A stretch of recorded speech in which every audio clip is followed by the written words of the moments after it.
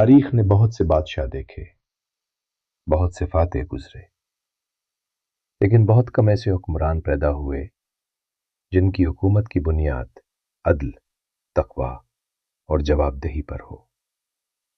یہ تاریخ ہے حضرت عمر بن الخطاب رضی اللہ عنہ کی، اسلام کے دوسرے خلیفہ جن کے دور میں سلطنتیں لرز گئیں۔ حضرت عمر بن الخطاب رضی اللہ عنہ کی پیدائش تقریباً 584 عیسوی میں مکہ مکرمہ میں ہوئی۔ آپ قریش کے معزز قبیلے بنو عدی سے تعلق رکھتے تھے۔ اسلام سے پہلے آپ سخت مزاج، طاقتور اور قریش کے نمایاں افراد میں شمار ہوتے تھے۔ آپ عربی زبان، نسب اور سفارتکاری میں مہارت رکھتے تھے۔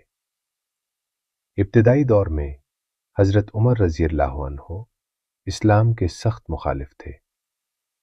ایک دن حضرت عمر رضی اللہ عنہ تلوار لے کر نکلے اور ارادہ یہ تھا کہ نبی کریم صلی اللہ علیہ وسلم کو قتل کر دیا جائے، لیکن راستے میں اللہ نے ان کا دل بدل دیا۔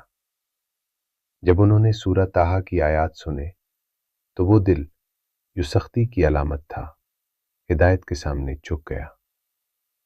اسی دن حضرت عمر رضی اللہ عنہ نے اسلام قبول کیا اور تاریخ کا دھارا بدل گیا۔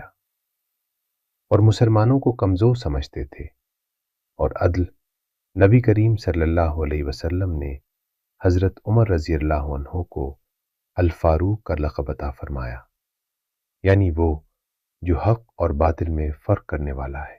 حضرت عمر رضی اللہ عنہ کے اسلام قبول کرنے کے بعد مسلمانوں نے پہلی بار حضرت عمر رضی اللہ عنہ نبی کریم صلی اللہ علیہ وسلم کے قریبی ساتھی اور مشیر تھے۔ غزوہ بدر، احد، خندق اور دیگر تمام اہم مواقع پر آپ موجود رہے۔ قرآن کی کئی آیات حضرت عمر رضی اللہ عنہ کی رائے کے مطابق نازل ہوئیں، جو ان کے فہم اور بصیرت کی گواہ ہے۔ اعلانیہ خانہ کعبہ میں نماز ادا کی۔ 634 عیسوی میں حضرت ابو بکر صدیق رضی اللہ عنہ کی وفات کے بعد حضرت عمر رضی اللہ عنہ کو خلیفہ مقرر کیا گیا۔ لوگ ان کی سختی سے خوف زدہ تھے، لیکن جلدی انہوں نے جان لیا کہ یہ سختی نہیں۔ حضرت عمر رضی اللہ عنہ کے دور میں اسلام کا سامنا دو بڑی طاقتوں سے ہوا، رومی سلطنت اور فارسی سلطنت۔ جنگ یرموک میں رومی شکست کھا گئے اور قادسیہ اور نہاون میں فارسی سلطنت ختم ہو گئی۔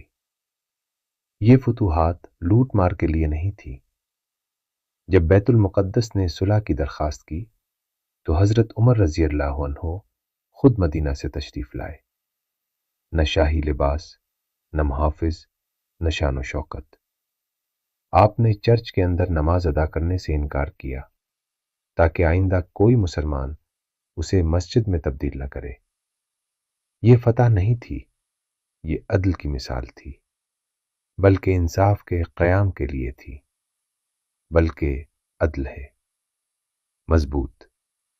حضرت عمر رضی اللہ عنہ نے اسلامی تاریخ کا مضبوط ترین انتظامی نظام قائم کیا۔ عدالتی نظام، بیت المال، تنخواہیں، پینشن، پولیس اور ہجری کیلنڈر سب آپ ہی کے دور میں منظم ہوئے۔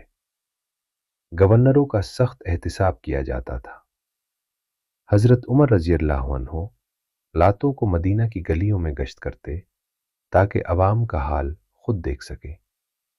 آپ فرمایا کرتے تھے، اگر دریائے فرات کے کنارے کوئی کتا بھی بھوکا مر جائے تو عمر اس کا ذمہ دار ہوگا۔ یہ قول نہیں۔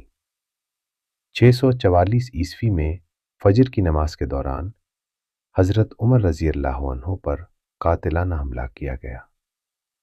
شدید زخمی ہونے کے باوجود آپ کو فکر یہ تھی کہ کہیں میں نے کسی پر ظلم تو نہیں کیا۔ چند دن بعد یہ عظیم خلیفہ شہادت کے درجے پر فائز ہو گئے۔ یہ ایک طرز حکومت تھا، اور عام آدمی کو حضرت عمر بن الخطاب رضی اللہ عنہ صرف 10 سال خلیفہ رہے، لیکن ان کا عدل 1400 سال بعد بھی زندہ ہے۔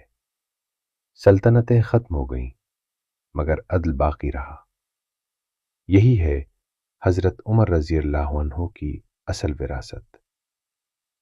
مکمل تحفظ حاصل تھا، ہو گیا۔